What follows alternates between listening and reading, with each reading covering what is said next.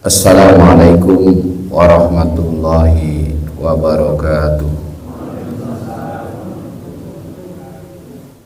Alhamdulillah alladzi bi ni'matihi tatimmus shalihat wa bi fadlihi tatanazzalul khairat wal barakat wa bi taufiqihi tatahaqqaqu al maqasid wal ghayat.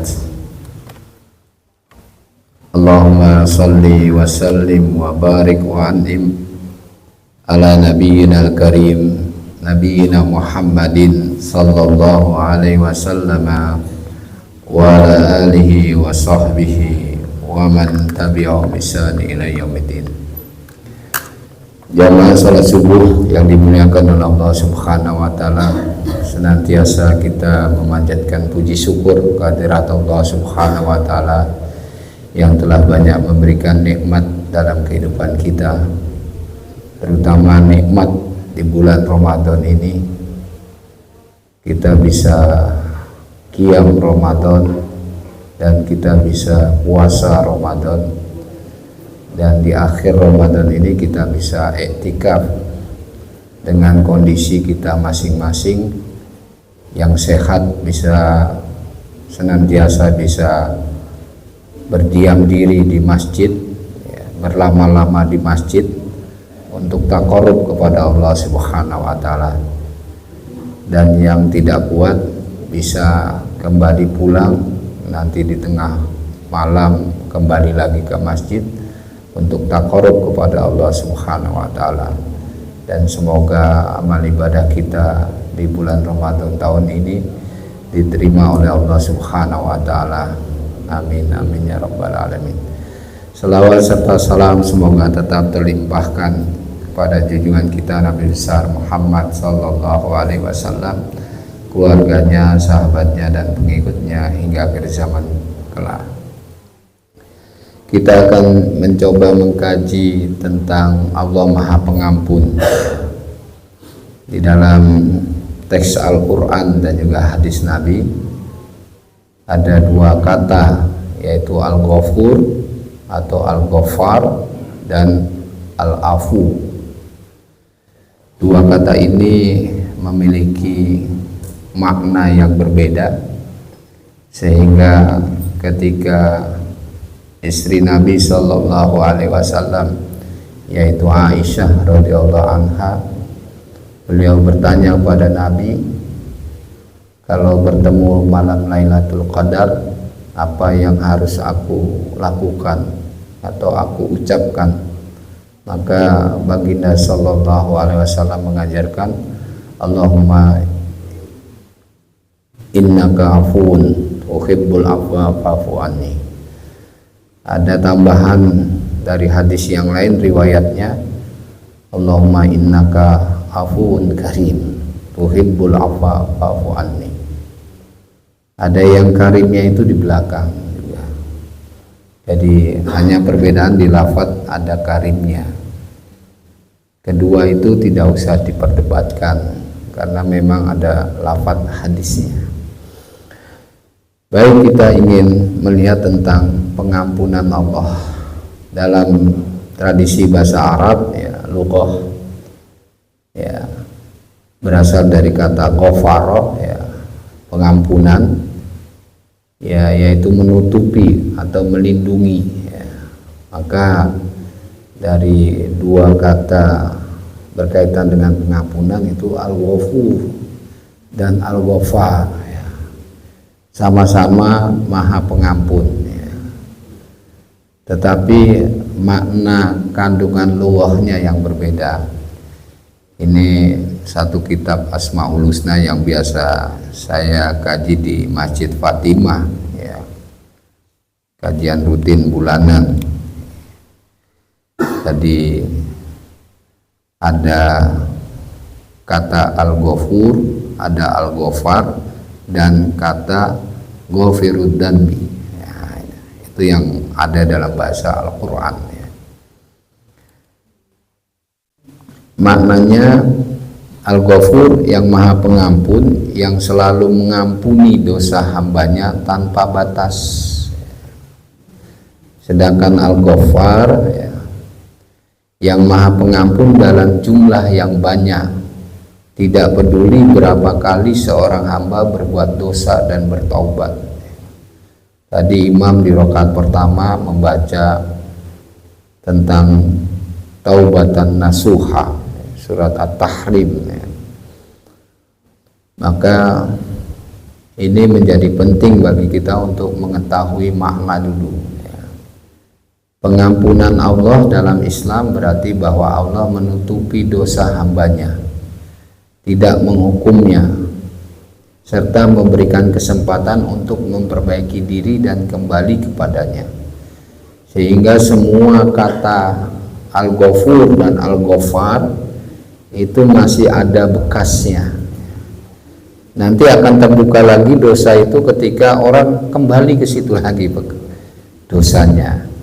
Jadi ketika sudah diampuni, kita istighfar, baca istighfar, lalu masih melakukan lagi ya. Maka itu dianjurkan oleh baginda Rasulullah Sallallahu Alaihi Wasallam setiap pagi dan petang itu membaca surat Al-Baqarah yang terakhir, Rabbana la tu'akhidna inna sina aw akhtana.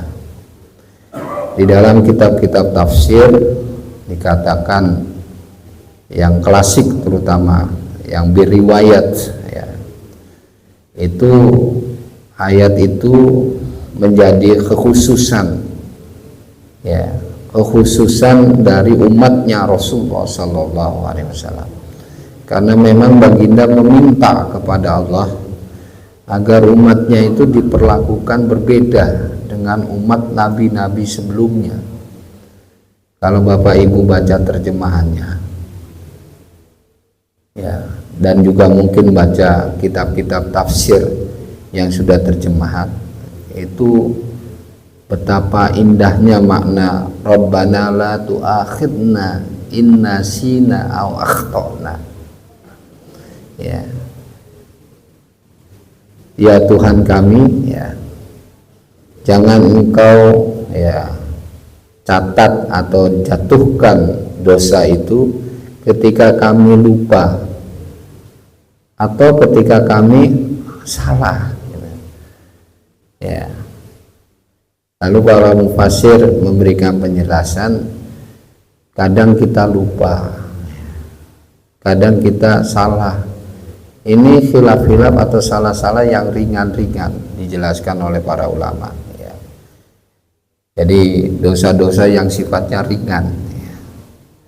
Dosa yang paling tinggi ya, paling berat kepada Allah itu adalah syirik. Maka itu dikatakan inna syirka la dzulmun adzim ya. Ya. Kesyirikan itu menduakan atau menjadikan makhluk-makhluk ya, itu dijadikan seperti Tuhan ya, oleh hambanya. Ini kesyirikan, yang syirik itu la dzulmun adzim, lam ta'kid ya.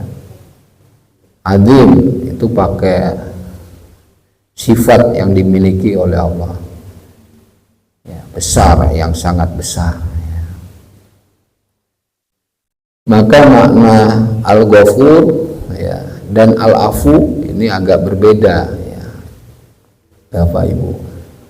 Al-Ghafur itu adalah yang Maha Pengampun, berasal dari kata ghafaro tadi itu, menutupi dan melindungi.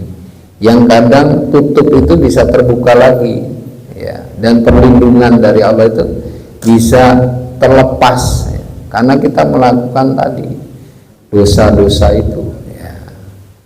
Sehingga kata Ghafur ini ya belum bersih lah gitu.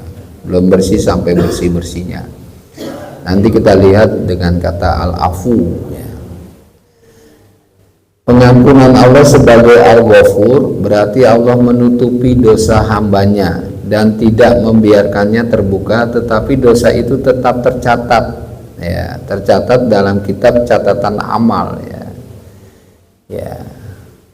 Ini maksud dari kata Al-Ghafur ya. Allah bisa tetap memberi hukuman di dunia atau di akhirat sebagai bentuk keadilannya, tetapi juga bisa menghapusnya, ya. Tergantung tadi apa dia berbuat lagi apa tidak, ya. Maka itu kenapa zikir pagi dan petang surat Al-Baqarah yang terakhir itu menjadi utama. Kalau kita tidak bisa yang lainnya, zikir-zikir yang lainnya, ya, maka kita itu saja sudah cukup sebenarnya. Itu Pak, sampai para ahli tafsir menyatakan seperti itu tentang zikir surat Al-Baqarah yang terakhir. Innallaha ghafurur rahim, ya. Jadi sesungguhnya Allah Maha Mengampun lagi Maha Penyayang. Sedangkan Al-Afu, ya, ini surat An-Nisa. Ini menarik lagi tafsir, ya. Kalau baca tafsir, ya, surat An-Nisa ini, kenapa Allah menyatakan kata afun, ghafur ini ada pada surat An-Nisa? Ini cerdasnya para ulama kita kalau mengkaitkan, ya. Jadi ayat ini ada di surat An-Nisa. Kenapa? Ya. Jadi penjelasan para ulama tentang surat An-Nisa yang ada afun, ya. Karena memang dosanya wanita itu lebih banyak. Ini bukan memojokkan ibu-ibu, bukan. Justru memotivasi ibu-ibu, ya, untuk terus, ya, membaca Allahumma innaka afuwun tuhibbul afwa fa'fu anni. Saya kalau bilang sama istri saya, kamu harus lebih banyak baca itu daripada saya. Karena saya mengetahui dari kandungan tafsir itu. Penasaran dia, ya tak bukai kitab-kitab saya. Ya namanya istri kan kadang penasaran. Sama orang lain diajari, sama istrinya enggak. Akhirnya kitab-kitab saya bongkari semua, ini ya. Ya, jadi kata afun ini ada di surat An-Nisa, ibu-ibu. Maka itu di bulan Ramadan ibu-ibu harus banyak doa. Maka itu yang tanya ini istrinya Rasulullah yang cerdas itu, Aisyah itu. Sehingga Nabi mengajarkan tepat pada orang yang bertanya. Berasal dari kata afa yang berarti menghapus dan melenyapkan sepenuhnya. Inilah. Jadi 10 malam terakhir itu memang benar-benar, ya, momen yang sangat baik untuk kita sebagai kaum muslimin dan umatnya Rasulullah SAW untuk tidak ke mall itu. Kalau nyari diskon itu di masjid, Bapak Ibu, ya. Ini kebanyakan ke mall, ya. Biarin mallnya tutup, ya. Cari diskon yang paling besar itu ya di masjid, gitu. Yang itu kadang masjid-masjid saya bilang buat pamflet besar-besar atau edaran kepada kaum muslimin, ya, diskon dosa, ya, dengan bacaan Allahumma innaka afuwun tuhibbul afwa fa'fu anni. Bukan hanya 50%, 100%. Ya. Pengampunan Allah sebagai al-afu, ya, berarti dosa tersebut benar-benar dihapus dari catatan amal, seolah-olah dosa itu tidak pernah terjadi, ya, itu.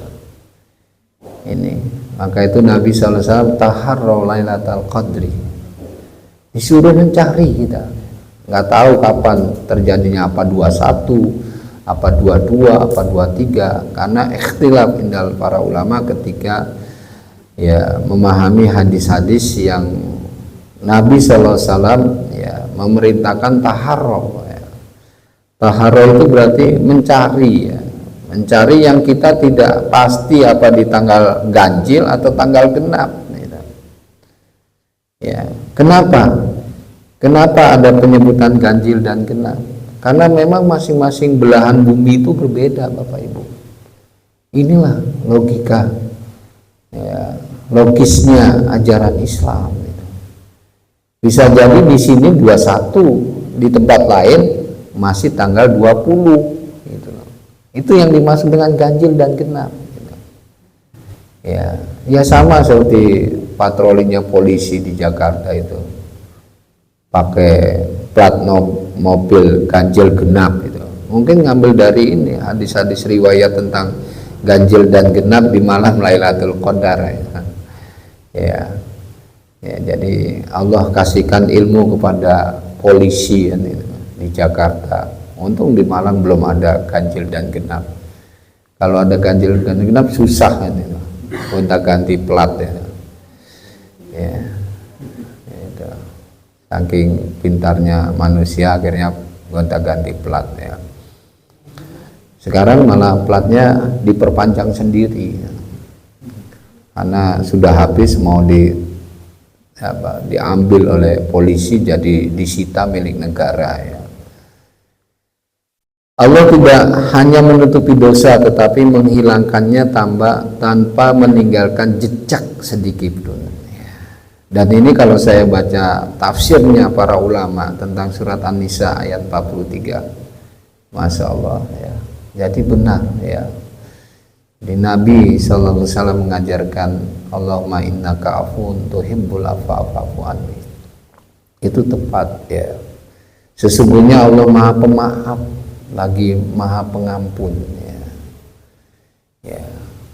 Jadi maka itu dalam surat Ali Imran 133 134 wal afina anin nas ya.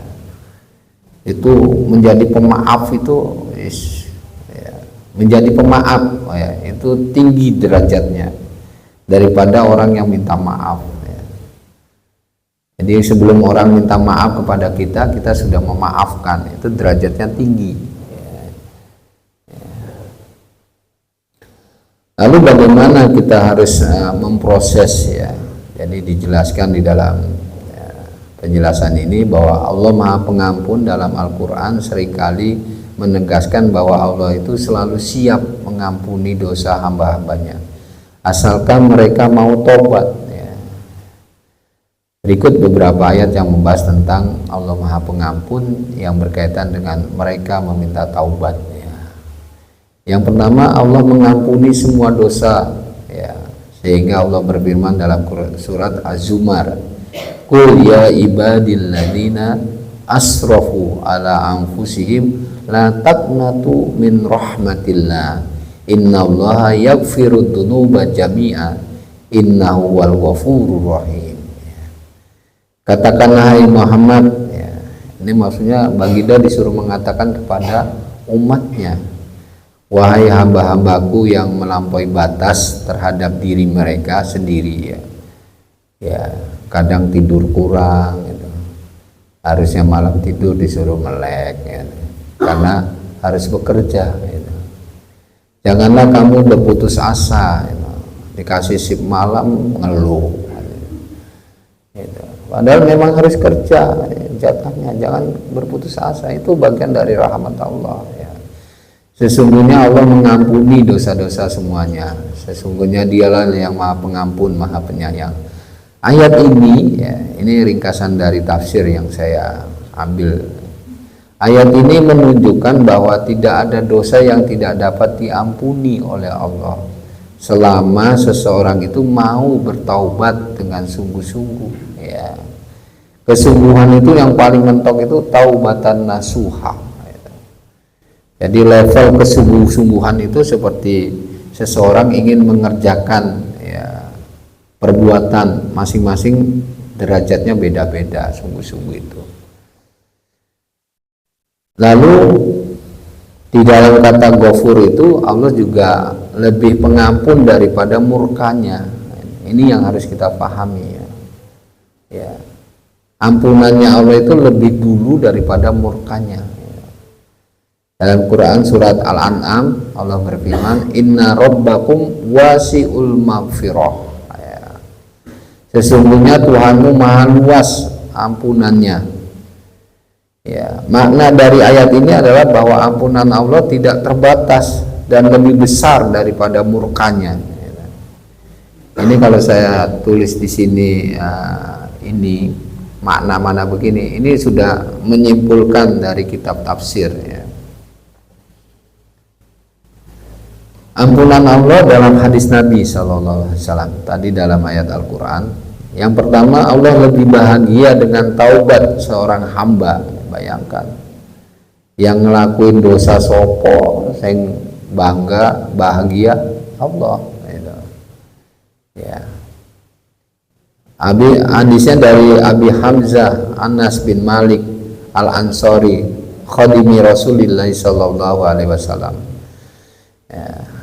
Anas ini sering ya, kalau nama lengkapnya Abi Hamzah Anas bin Malik ya Al-Ansari ya. Sebagai khadimin, dia dititipkan oleh ibunya untuk menjadi pelayannya Rasulullah masih kecil ya. Qala Rasulullah sallallahu alaihi wasallam ya, laulahu asaddu ya, katanya sungguh ya, lam ta'kid laulahu ya, bukan lillahi, bukan laulahu asaddu farahan bi taubati abdihi min ahadikum waqa'a ala rahilatihi wa qad adallaha fi ardi falatin ya. Terjemahnya dari Abu Hamzah Anas bin Malik Al-Ansari, pelayannya Rasulullah sallallahu alaihi wasallam. Ia berkata, Rasulullah bersabda, sungguh Allah lebih gembira dengan taubat ya, farhan ya, seperti kita farhatani inda futurihi ya, kebahagiaan farhatan ya, lisoim ya, ketika berbuka, au inda liqa'i rabbih ya, nanti kalau kita ketemu Allah Subhanahu wa taala. Maka itu setelah habis buka, makan kurma, minum, berdoa Bapak Ibu ya, berdoa ya, minta agar anak-anak kita sukses ya, dunia dan akhirat. Kebanyakan kita mintanya dunia saja, sukses, bisa kerja, bisa jadi orang, tapi lupa untuk akhirat anak kita ya. Dibandingkan kegembiraan seseorang yang kehilangan untanya ya, di padang pasir lalu menemukannya kembali ya. Ya, kalau ibu-ibu menemukan emasnya kembali gimana? Seneng kan? Ya, seneng ya. Itu seperti Allah, seperti itu, lebih lagi, lebih gembira lagi gitu. Gitu.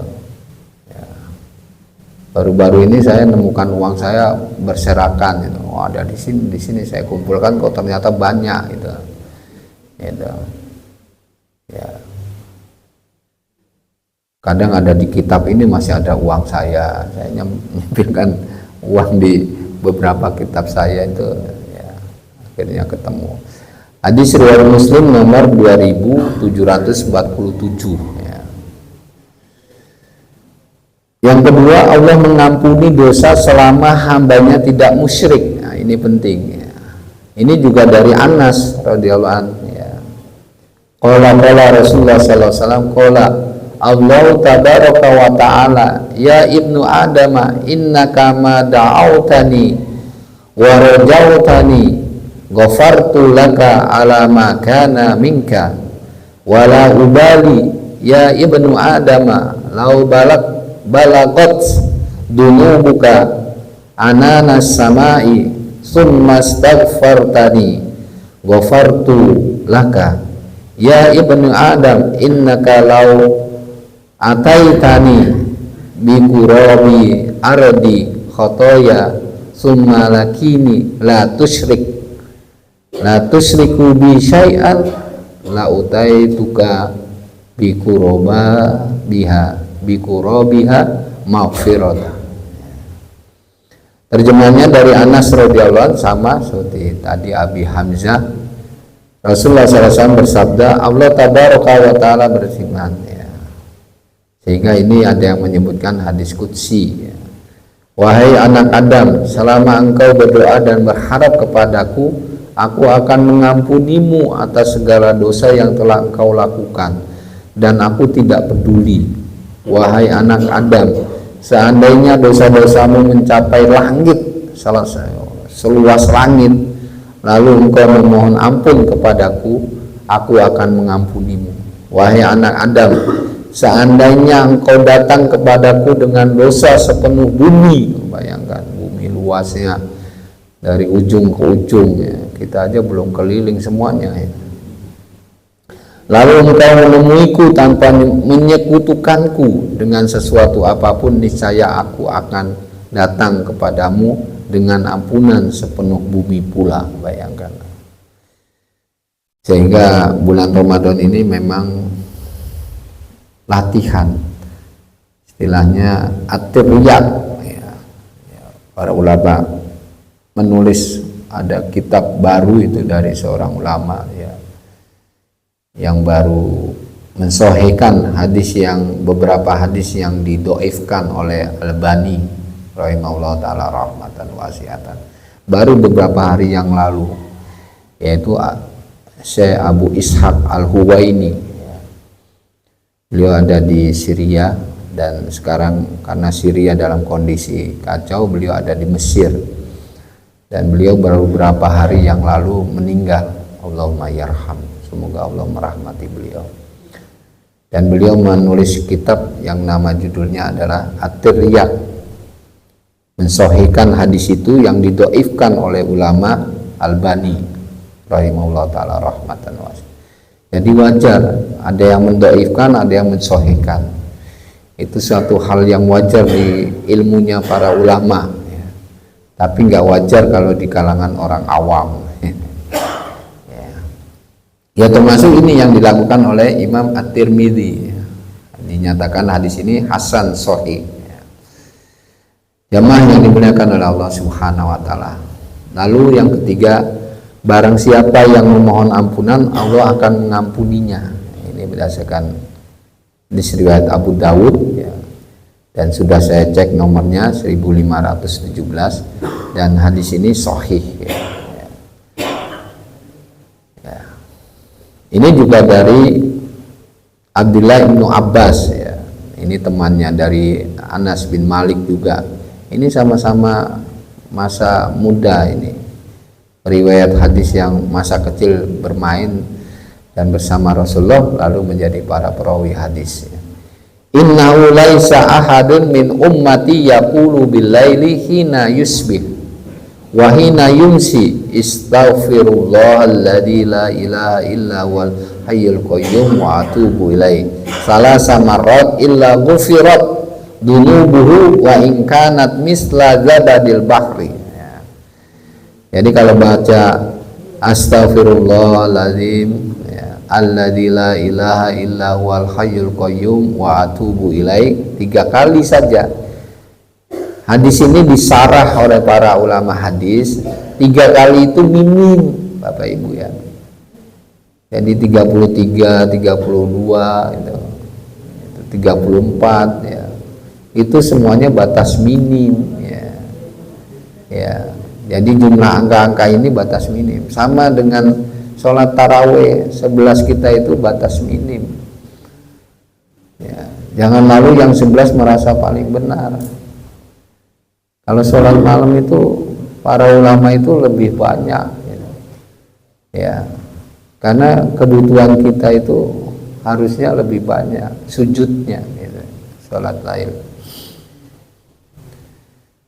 Yang keempat, Allah mengampuni yang memohon ampun sebelum meninggal. Nah ini batas akhir ya, sebelum kita meninggal. Dari Abu Musa al-Ash'ari ya, Anin Nabi sallallahu alaihi wasallam qala innallaha azza wa jalla yabsutu yadahu bil laili liyatuba musii'un nahar wa yabsutu yadahu bin nahari liyatuba musii'ul lail hatta tatlu al-syamsu min maghribiha. Nah, begitu juga yang malam sampai terbit fajar. Surat Al-Qadar itu, maka itu sampai terbit fajar. Maka itu hadis-hadis tentang ciri Lailatul Qadar itu nanti ada di waktu fajarnya. Selain di waktu malam, hening, tenang, kehidupan, cerah itu ya. Ada juga kadang hujan. masing-masing kondisi lain-lain. Ada yang hujannya tenang gitu, ada yang nanti di waktu fajar atamat selail fajar itu cerah gitu, suasananya. Bahwa hadis ini menyatakan sesungguhnya Allah Azza wa Jalla membentangkan tangannya di malam hari untuk menerima taubat orang yang berbuat dosa di siang hari, dan dia membentangkan tangannya di siang hari untuk menerima taubat orang yang berbuat dosa di malam hari sampai matahari terbit dari arah barat. Ya, ini tandanya kiamat kalau sudah ya. Jadi kalau terbitnya matahari di barat itu sudah tandanya kiamat dan terjadilah zalzalah.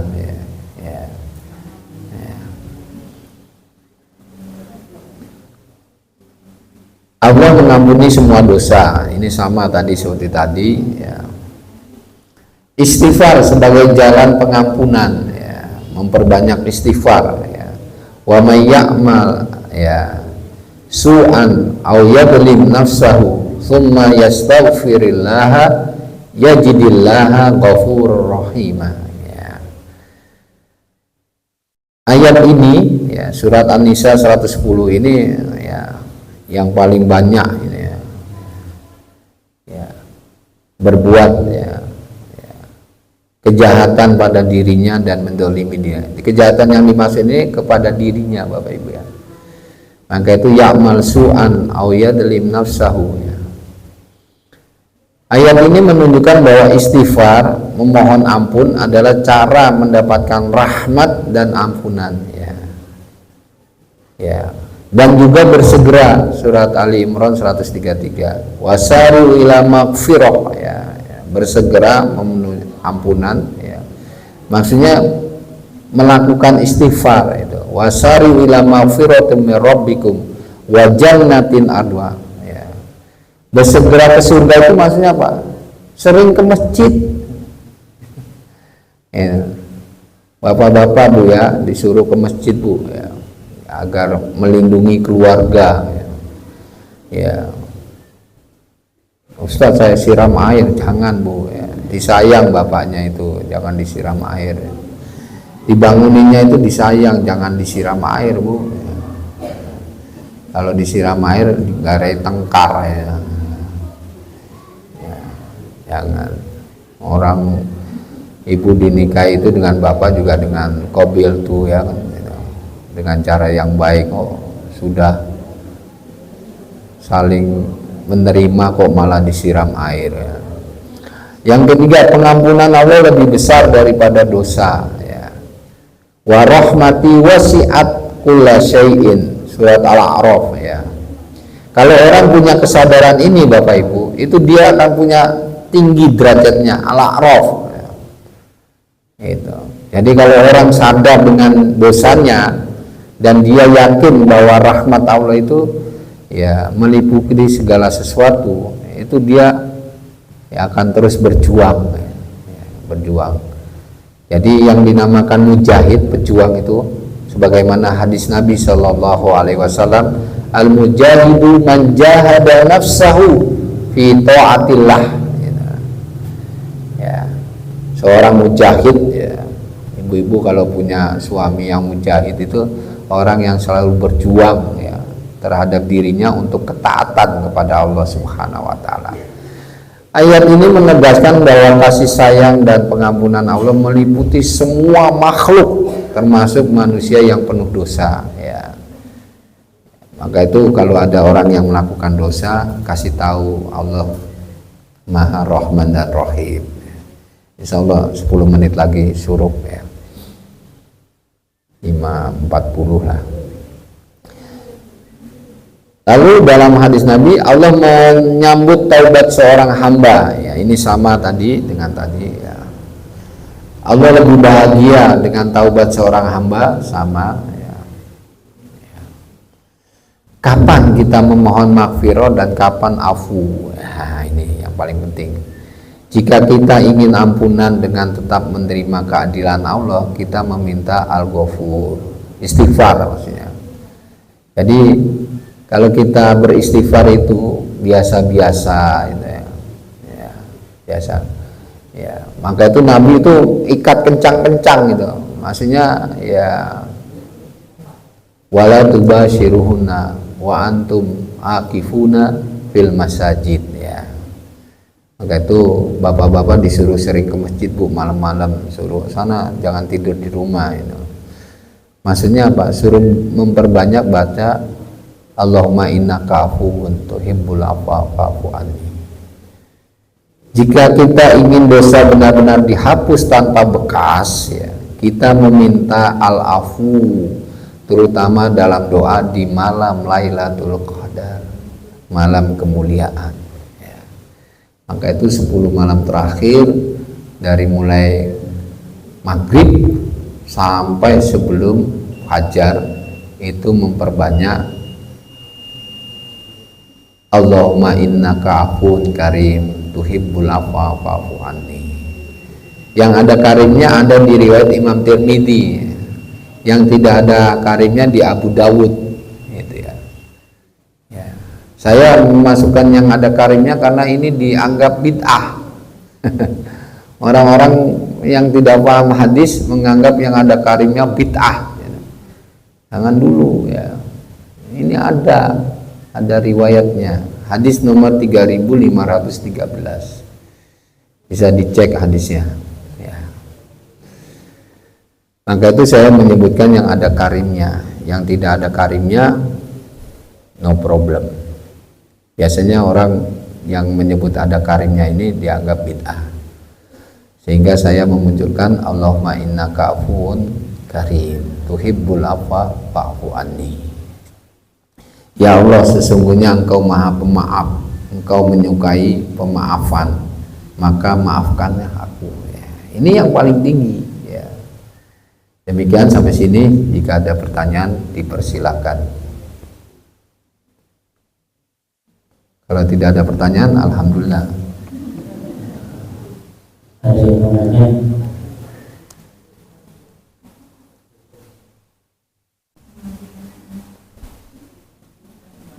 Ibu-ibu, ada yang menanya?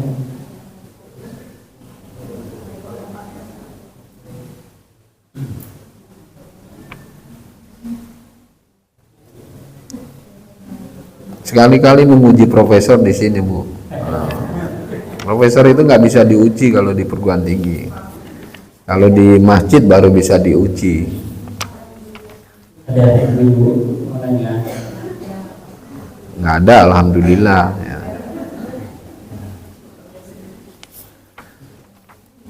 Pak Sukma menanya, Pak Sukma. Dulu-dulu kok takut. Biasanya yang tidur itu justru punya pertanyaan memang. Monggo. Waalaikumsalam warahmatullahi wabarakatuh. Dibahas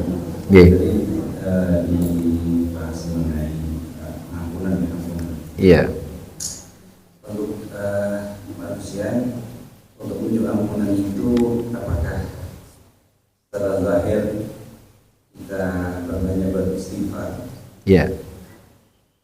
Apakah sebenarnya kita juga harus melengkapinya dengan membersihkan tasfiyatun nafs gitu? Iya. Nah, kira-kira mana yang lebih dulu kita lakukan untuk membersihkan diri sehingga ampunan itu hadir dan diberikan kepada kita? Itu ada. Iya. Ini pas saya buka surat An-Nisa 149 ya. Ya. In tubdu khairan au tukhfu au ta'fu an su'in fa innallaha kana afuwun qadir ya. Jadi kata al-afu ya. Lalu di dalam surat An-Nisa lagi, ini memang banyak di dalam surat An-Nisa al-afu itu. Surat An-Nisa di ayat yang ke-43 ya. Famsahu biwujuhikum wa aydikum innallaha kana afuwan ghafura ya. Jadi memang seseorang yang meminta ampunan baik dengan gofar ya atau gofur atau alafu ya, itu memang harus memperhatikan aspek dohir dan batin ya.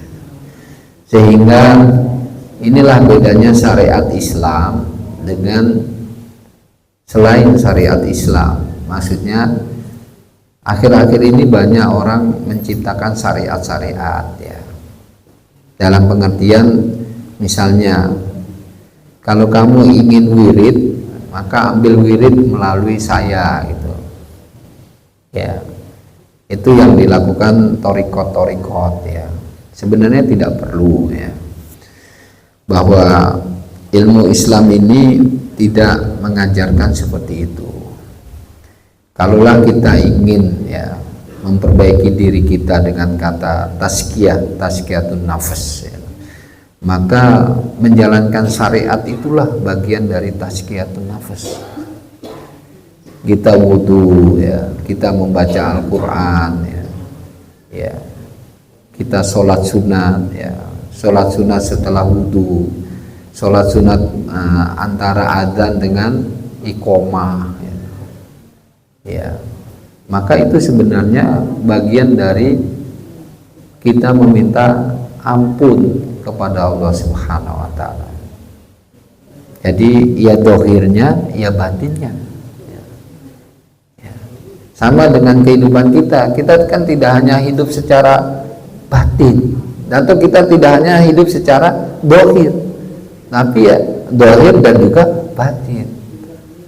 Sebagaimana Allah juga wadzahiru wal batinu ya. Itu kalau kita bahas tentang dohir dan batinnya Allah itu pas ya. Saya juga di Masjid Fatimah belum sampai ke dohir dan batin ya. Itu menarik ya.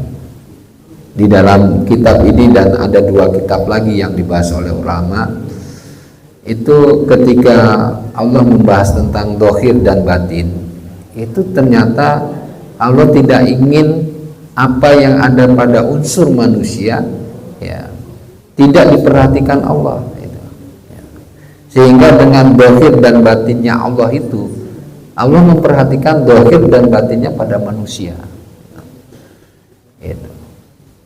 Sekarang saya tanya, apakah jin yang kita pahami itu hanya dohirnya atau hanya batinnya? Atau hanya batinnya, dohirnya tidak? Ternyata jin juga sama seperti makhluk ya. Makhluk lainnya ya. Yang dia ada dohirnya, dia ada batinnya. Cuma dia tidak ditampakkan. Dengan tidak ditampakkannya dia bisa menjadi bentuk ya. Kalau dia menampakkan di dalam kehidupan kita, maka tidak menjadi jin, menjadi jun ya. Ya, karena dohirnya itu namanya jun ya. Kalau dia batinnya namanya jin, sesuai dengan namanya itu. Maka itu benar sinetron jin dan jun itu, jinnya itu yang perempuannya, yang junnya itu yang laki-lakinya ya. Jadi gitu. Jadi kedua unsur itu yang harus kita perhatikan. Sama dengan kita ya, ketika kita memperbanyak istighfar, maka kita tidak boleh melakukan ya perbuatan-perbuatan dohir yang melanggar syariat gitu. Sebenarnya hasad ya gitu ya, hasad itu dohir atau batin? Dohir dan batin Pak, batin dan dohir. Hasad itu jangan malu itu hanya batin, tidak. Malu itu batin atau dohir? Malu itu dohir dan batin ya kan? Kalau orang tidak punya malu atau malunya hanya dohir, gak mungkin. Orang itu juga perbuatan hati kok. Malu itu ya. Orang bisa tertib itu karena apa? Batin dan dohirnya gitu. Orang tidak tertib gitu. Itu kan sekarang ada di TikTok itu. Ya, ibu-ibu juga mungkin sudah tahu bedanya antara monyet dengan manusia ketika ada makanan. Ya, itu kan lagi rame sekarang itu. Ya, kalau monyet ngambil satu atau ngambil dua untuk kawannya, tapi kalau manusia diambil semua untuk dirinya sendiri. Itu. Nah, itu kenapa manusia itu serakah? Itu karena unsur dohir dan batin. Gak mungkin manusia melakukan itu tanpa ada batinnya. Ngerasani itu batin atau dohir? Batin dan dohir. Batin dan dohir. Gitu. Maka itu di dalam Islam semua perbuatan dohir dan batin itu menyatu sebenarnya. Maka itu kita tidak boleh menyepelekan atau tidak memperhatikan atau menganggap ini hanya unsur dohir, hanya unsur batin. Kata tazkiyatun nafas itu bukan hanya batin tapi juga dohir. Nah, kalau batin ya untuk apa kita ke masjid? Padahal itu ke masjid itu bagian dari tazkiyatun nafas. Jenengan sholat, jenengan zikir, dan dengan baca Quran. Ya. Baca Qurannya ada yang diam-diam malu karena bacaan khawatir salah. Seperti tadi ada anak ini, saya dengarkan, mau saya nasihati, harusnya ada gurunya karena membaca Quran itu dengan bahasa yang tertib. Bukan seperti baca bahasa Indonesia, baca Quran itu ada irama dan nadanya, Bapak Ibu. Itu. Maka itu anak-anak kita harus diajari baca Quran dengan 3 irama. Ya, irama pelan, irama sedang, dan irama cepat. Ya, seperti penyanyi itu loh. Seperti penyanyi itu. Ya. Maka itu Quran punya irama, nada dan irama, Bapak Ibu. Ya. Sehingga Al-Quran itu enak, bisa menyentuh. Kenapa Umar tersentuh oleh ponakannya sendiri? Karena dibaca dengan nada dan irama, dan itu diriwayatkan. Semua nada dan irama itu bukan ilmu bid'ah, gitu. Semuanya diriwayatkan. Ya. Ini menjadi penting bagi kita semua, dan kita menyadari bahwa kita dituntut untuk memperhatikan syariat ini zahir dan batin. Tidak ada syariat ini hanya memperhatikan satu aspek saja, zahirnya saja, batinnya tidak, batinnya saja, zahirnya tidak, tetapi dua-duanya, zahir dan batin. Seperti fisik kita ini. Fisik kita ini terdiri dari 2 unsur, zahir dan batin, batin dan zahir. Itulah yang harus kita pahami dari syariat Islam ini. Sebagaimana Allah memiliki 2 unsur juga, wadzahiru wal batinu. Itu Al-Quran yang sudah bicara, wadzahiru wal batinu. Ya. Berarti Allah ada unsur zahir dan juga ada unsur zahir batin. Seperti tadi yadullah, ya ada unsurnya, tapi jangan lalu menyamakan yadullah dengan tangannya manusia. Quran sudah bisa bicara tangan, sudah pahami tangan. Yabsutu yadahu, ya. Nggak usah mikir-mikirkan tangannya Allah seperti apa, nggak usah. Itu. Pendengarannya Allah, nggak usah mikir pendengarannya Allah. Yang penting kita imani Allah mendengar kita, gitu. Itu. Karena semua para ulama kita itu hanya berbeda tentang pemaknaan saja yang tidak esensi. Maknanya dibawa tafwid jauh, ya. Mau yang dekat ya sudah, tidak usah. Ya. Itu wilayahnya ulama, kita yang penting meyakini, itu aja sudah. Bahasanya Quran ya dulu ya sudah, sam'ullah pendengarannya sudah, pendengaran sudah selesai. Itu. Allah ingin dekatkan pada kita, dan kita juga harus berupaya dekat pada Allah. Jadi dua unsur itu menjadi penting dalam kehidupan kita, huwa dzahir wal batin, sehingga syariat ini memperhatikan unsur dohir dan unsur batin dan unsur dohir. Demikian dari saya, mohon maaf bila ada kekurangan. Ya, monggo tambah lagi. Waalaikumsalam warahmatullahi wabarakatuh. Iya, iya, iya, iya. Maka itu syirik ya, termasuk riya itu ya. Maka itu dosa yang paling sembunyi itu riya ya. Kita nggak tahu, dan kita tidak boleh memvonis saudara kita yang minta diumumkan ininya, nggak usah ya. Ingat, link itu aja sudah. Dan memang kesyirikan yang paling itu adalah contoh ya, misalnya kalau ada jalan-jalan itu ada yang masih nebar kembang, itu sudah, itu kesyirikan, itu nyata.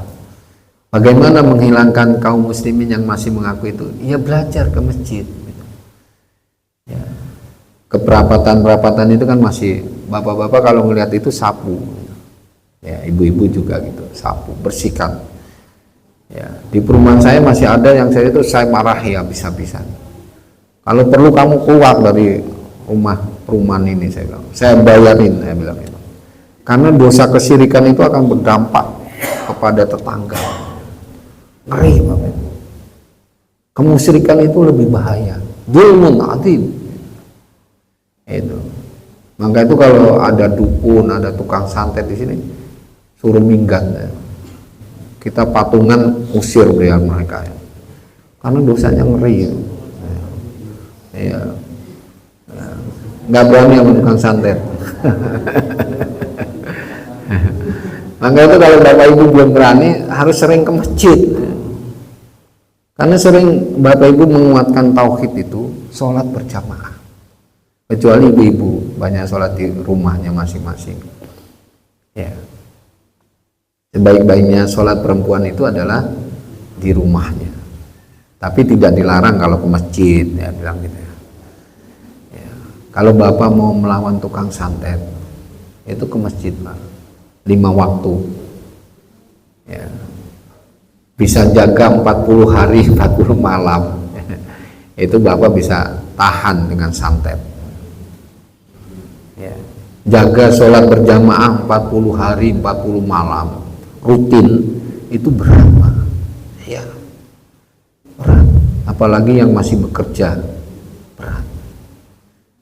Dari situlah bapak punya kekuatan cahaya yang dinamakan dominullah, perlindungannya Allah.